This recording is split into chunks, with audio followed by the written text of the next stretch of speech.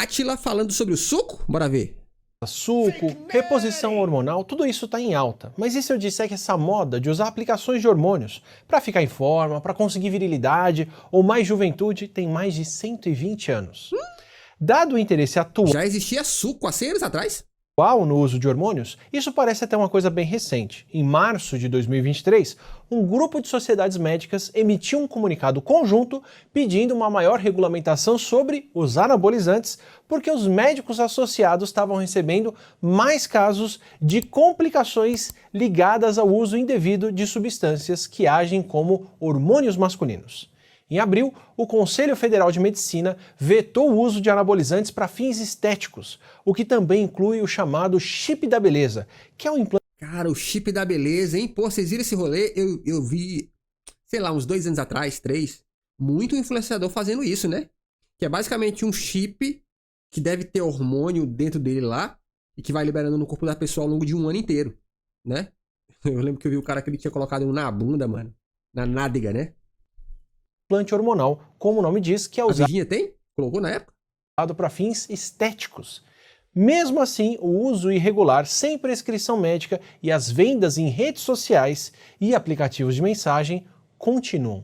A demanda continua. E continua desde sempre.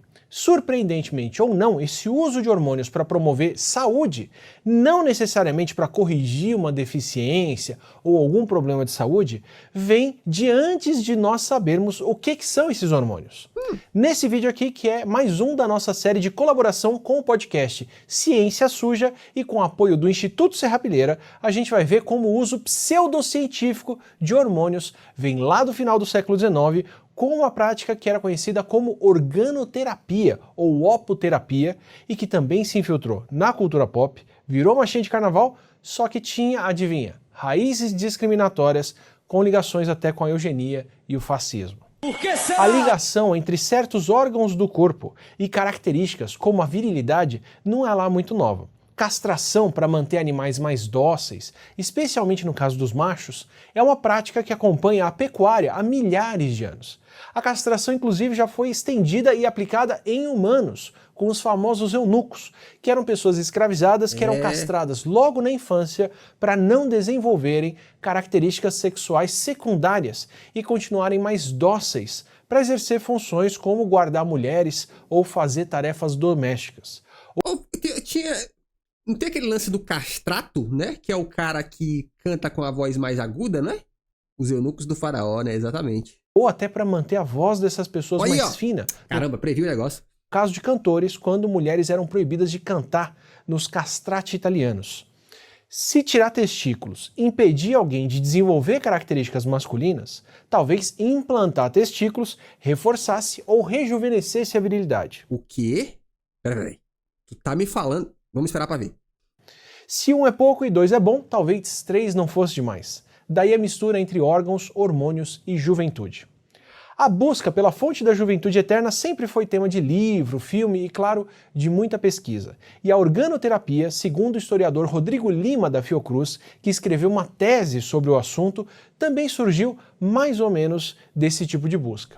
Em 1889, o cientista francês Charles-Édouard Brown-Séquard anunciou na Academia Nacional de Medicina de Paris que há algum tempo já vinha aplicando em si mesmo extratos que preparava à base de testículos de cachorros e de porquinhos da Índia. Quê? Ele alegava ter ganhado criatividade, virilidade, disposição e uma enorme sensação de bem-estar aos 72 anos de idade. Segundo ele, esses extratos eram show de bola.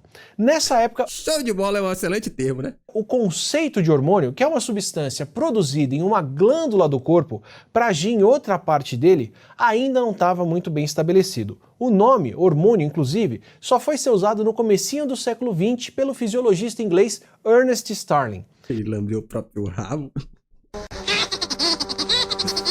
Pior, né? E nessa época também vinha ganhando força a ideia de que a biologia determina de tudo em relação às nossas faculdades mentais e físicas também, que é o biodeterminismo.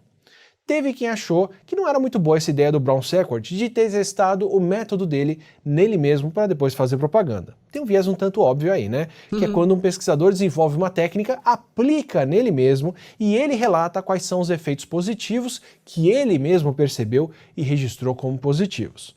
Só que o fato é que logo ali começa essa base da opoterapia, que é usar extratos de órgãos, muitos de animais, para tratar supostos problemas de saúde. E haja extrato. Tinha pó de hipófise de boi para cheirar, suco de ovário de porquinho da Índia para injetar na veia. Hipófise de boi? O que é hipófise de boi, meu Deus do céu? Oh, mas aí, ó,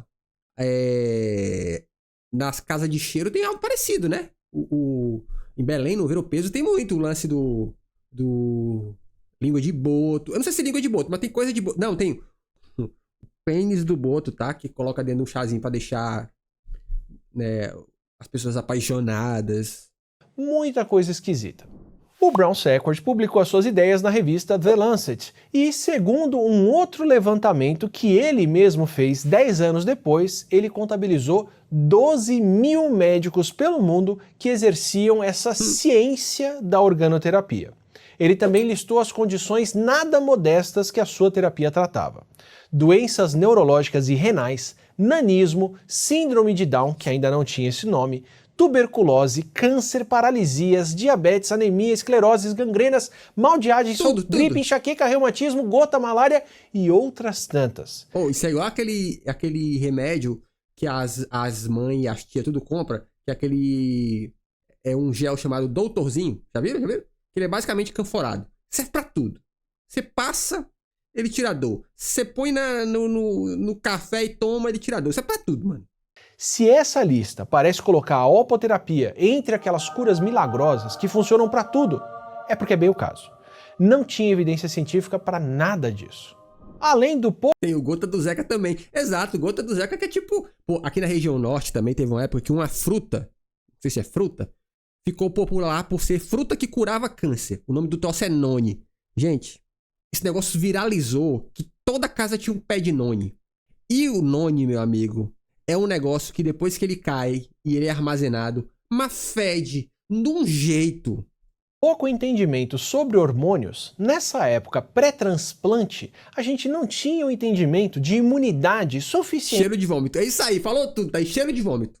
Para entender o que faz um transplante de órgãos entre as pessoas sofrer rejeição ou dar certo. Quem dirá um órgão vindo de outra espécie?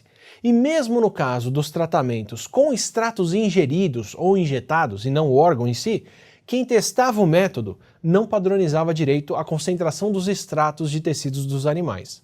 Em alguns casos bem específicos, e olhe lá, a técnica até parecia trazer algum efeito positivo e transitório. Por exemplo, extratos de tireoide poderiam, às vezes, quem sabe, ajudar a melhorar quadros de cretinismo em crianças. Cretinismo era como os médicos da época se referiam a uma doença mental causada pelo hipotireoidismo congênito, que é uma condição que praticamente não existe mais porque agora a gente tem um tratamento muito mais simples do que transplante de tireoide, que é o sal de cozinha iodado, porque o iodo regula... Cara, isso é doido, né? Eu lembro quando eu tava na escola, quando eu descobri que a revolução que foi colocar iodo no sal de cozinha. Eu fiquei chocado, mano. Falei, caramba, mano, uma coisa simples fez um efeito pra sociedade gigante, mano. Produção de hormônios da tireoide. E é aí que mora uma possível explicação. Como a tireoide estoca os hormônios, o extrato dessa glândula, de fato, podia carregar hormônios ou... Que é igual o flúor na água de torneira. Que é aplicado o flúor no tratamento de água. Também eu fiquei chocado, caramba, mano, uma parada simples, mano. Até o iodo, o que poderia acabar ajudando em certos casos. Mas essa era muito mais a exceção, até porque outras glândulas, como é o caso dos testículos e dos ovários, não armazenam muitos hormônios. Elas produzem eles continuamente e liberam direto no sangue. Hoje se considera que os supostos benefícios da organoterapia eram, na verdade, na maioria, efeito placebo, ou mentira mesmo. Aí a gente chega no Brasil. Como é que é? Vitamina B9 na farinha? Uma farinha normal? Pra criança não nascer com o cérebro sem desenvolver? Onde, adivinha só, por aqui o negócio da organoterapia virou a bola da vez. Um expoente importante dessa escola, que era o médico austríaco Sergei Voronoff, ficou famoso por aqui por causa de uma cirurgia bizarra, que, como conta o jornal O País, de 16 de julho de 1925, consistia em costurar os testículos de macacos em homens. É isso mesmo que você escutou. Como é que é? Utiliza-se para sua operação dos 3 macacos, o orangotango, o chimpanzé e o gorila. Porém, ultimamente vem processando com os macacos de famílias subsequentes, com idêntico resultado. Caralho! Escutou? Ele e o seu irmão retiravam os testículos de um macaco e costuravam em alguém para garantir um efeito mais duradouro nessa pessoa. Ou seja, segundo ele, esse enxerto produziria substâncias milagrosas no paciente que trariam de volta virilidade, vigor intelectual e reequilíbrio sexual, entre outras coisas. Mas aí... Era como... Mas e aí... Não... Meu Deus... Você se imagina estando com alguém com a bola de macaco, mano? Costurada, porque tu imagina isso, que é uma costura, né, mano? Imagina 1900 bolinha, não devia ser bonito de se ver, não, né? Como se fosse a substituição de uma peça que já estava desgastada por uma nova. Inclusive, vale conferir no Ciência Suja a marchinha e o samba que homenageavam o tal do Voronoff. E se você se pergunta, por que testículo de macaco?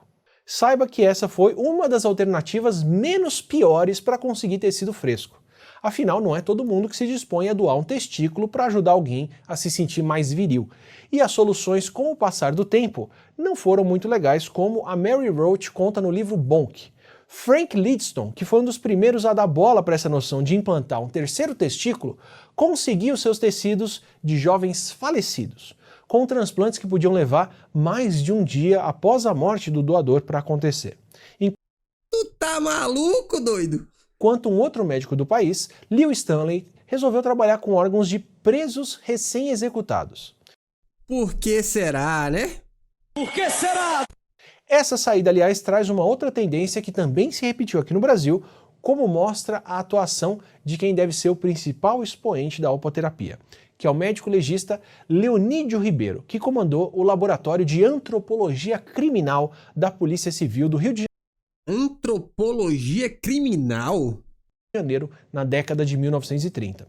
Para o Leonídio, os homossexuais eram enfermos sexuais, e a opoterapia era um jeito de corrigir esse defeito. O pessoal do Ciência Suja entrou muito mais fundo nessa história e nos absurdos que o Leonídio fez, só que ao longo do tempo ele chegou a examinar e medir o corpo de 196 homens que foram detidos no Rio de Janeiro por pederastia passiva, ou seja, eram homens gays com comportamentos que eram tidos como afeminados, sendo que não tinha uma tipificação penal para o que seria a pederastia passiva. Essas pessoas eram acusadas de vadiagem, de atentado ao pudor ou prostituição e outras coisas. A velha vadiagem, né? Só que eles, na verdade, só eram pessoas pobres e membros da comunidade LGBTQIA+. Como é que é? Existe isso mesmo? Antropologia criminal, como também psiquiatria forense. Caraca! E claro, o Leonídio fazia essas medições sem qualquer autorização ou consentimento dos detidos. A gente não sabe ao certo se o Leonídio chegou de fato a aplicar alguma técnica de opoterapia nessas pessoas, ou se ele ficou só medindo essas pessoas para encontrar as tais das anormalidades que ele queria. Porque os arquivos com essas fichas criminais desses homens detidos não foram mais encontrados, nem pelo Rodrigo Lima, que é o historiador que estudou isso a fundo. Só que o Rodrigo acredita que ser, sim, bem possível que o Leonídio tenha usado pelo menos alguns desses homens de cobaias, até porque ele tinha poder para poder fazer isso. O Leonídio escreveu... E se era forense, era polícia, né? Se é polícia, a gente já sabe. O livro Homossexualismo e Endocrinologia, no qual ele defende a aplicação dessa técnica para lidar com o que ele chamava de condutas sexuais desviantes, causadas por problemas biológicos.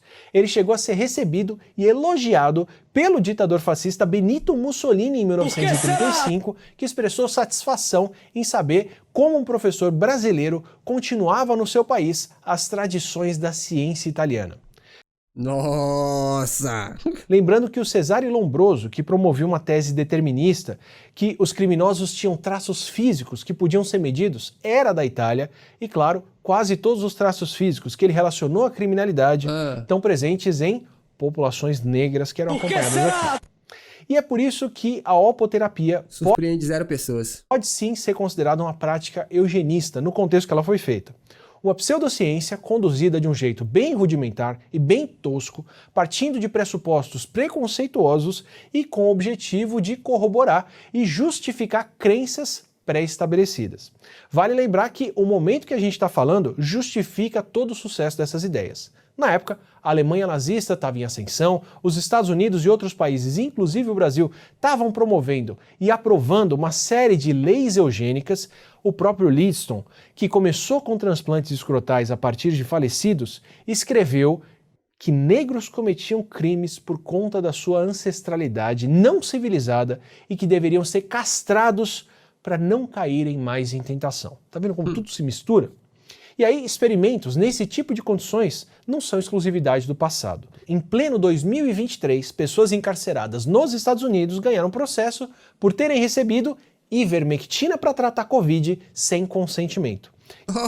Aonde? Foi na China? Foi na China? Foi em Cuba? Não, foi lá no berço do capitalismo.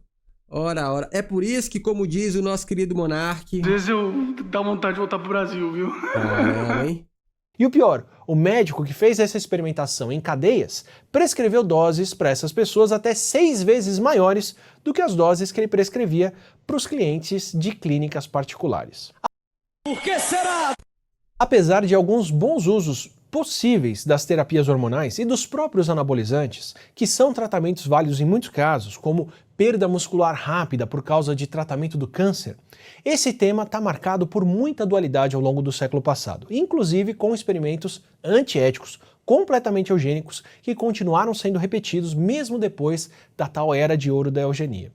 O desenvolvimento da pílula anticoncepcional, por exemplo, que é um marco importantíssimo e inquestionável para direitos reprodutivos femininos, teve desde a sua concepção uma história influenciada por ideias eugênicas e também por uma série de violações éticas, envolvendo principalmente mulheres porto-riquenhas, no caso dos Estados Unidos, onde essas mulheres foram feitas de cobaias nos primeiros estudos clínicos sobre contraceptivos. A historiadora norte-americana Margaret Marsh, da Universidade de Rutgers, falou em uma reportagem da BBC que o movimento pelo controle da natalidade teve 2 vertentes. Uma era que as mulheres tomassem as suas próprias decisões reprodutivas e a outra era a ideia de que o controle da natalidade era bom porque as pessoas pobres teriam menos filhos. Amigo, de novo, o mundo é... Cara, quem nunca escutou, na sua vida inteira, volta e meia, um doido meteu um famoso... acho que quem não tem estudo não devia votar. É só um outro jeito de falar assim. Acho que pobre não deveria ter direito de escolha, né? Uma das fundadoras da Organização de Saúde Reprodutiva, Planned Parenthood, a Margaret Sanger, que era sabidamente eugenista, ajudou a financiar e supervisionar os primeiros estudos sobre contraceptivos femininos, aceitando que eles fossem testados em mulheres pobres e vulneráveis. A pílula, testada em Porto Rico nos anos 50, tinha efeitos colaterais fortíssimos, entre eles náuseas, vômitos, tonturas e dores de cabeça. 3 participantes do estudo inicial morreram, mas as autópsias nunca foram feitas, então a causa da morte delas é considerada desconhecida. Por que será? Aqui no Brasil tem um implante de gestrinona, que é um hormônio sintético de hormônio feminino progesterona, que foi desenvolvida como um contraceptivo por um médico chamado Elisimar Coutinho, que é o mesmo que foi acusado de querer esterilizar mulheres pobres e em situação de vulnerabilidade na Bahia nos anos 80, que já falamos em outro vídeo por aqui. Mais recentemente, o implante foi habilitado de chip da beleza e passou a ser usado e recomendado por influenciadoras como uma solução estética. Peraí. Então, inicialmente, ele era para ser uma parada anticoncepcional e depois virou da beleza? Caralho! Principalmente para o emagrecimento. Assim como no caso dos anabolizantes, as promessas para o tal chip da beleza são muitas. Virilidade, disposição, força, emagrecimento, corpo sarado. Só que o que eles entregam de fato são muitos riscos à saúde e a perpetuação de um ideal único de o que é um corpo bonito. O que poderia ser aqui a história da descoberta da terapia... Cara, isso é doido, né? Esse lance do ideal do corpo bonito, isso é algo tão forte que culturalmente a gente é treinado, né? Porque a mídia, né? ao longo dos anos, vai te falando o que ele considera um corpo bonito. Então, geralmente vai ser alguém de pele clara, com esses traços, que isso é tão forte que quando a gente é apresentado a outros padrões de beleza, que não são o padrão de beleza que as mídias sociais nos colocam aí, né? A gente leva um choque, né? E existe uma dificuldade de entender que aquilo é bonito. É muito doido isso, né? E vai homogeneizando tanto que, infelizmente, ao longo do tempo, até outros povos e outras culturas que não admiravam aquele padrão de beleza começam a admirar. Que é qual padrão de beleza? É um padrão que cai para traços mais finos, que cai para pele clara, né? É muito curioso isso, né? Hormonal ou algum outro relato de uma etapa super importante da medicina que ajuda a vida de muita gente, se torna um episódio macabro de experimentação em humanos e violência quando esses alvos são pessoas em situação de vulnerabilidade que são exploradas para testar promessas vazias, ideias erradas e preconceituosas de quem deveria zelar pelo seu bem-estar. Não é à toa que a gente vê temas muito parecidos, situações muito parecidas se repetindo aqui no país durante a pandemia. Esse vídeo aqui e várias dessas discussões que a gente está tendo em parceria com o Ciência Suja recebe o apoio do Instituto Serrapilheira, que apoia várias iniciativas de divulgação científica pelo país. Aproveita, vai conhecer o Ciência Suja nas plataformas de podcast que você acompanha ou aqui no próprio YouTube, eles têm um canal por aqui e publicam os episódios também por aqui. A gente se vê num próximo vídeo. Se você quiser receber ele, aproveita, assina o canal, assim você recebe esses vídeos regulares e o nosso MesaCast daqui, que é o Não Ficção, de discussão de ciência do dia a dia com especialistas. Excelente, ó. E aproveitando o que o Átila falou aqui, aproveita também e se inscreve nesse canal, porque aqui tem vídeo todo dia. E aqui em cima tem um vídeo para membros e outro aqui recomendado pelo YouTube. Inclusive, seja membro. Ser membro desse canal é muito gostosinho.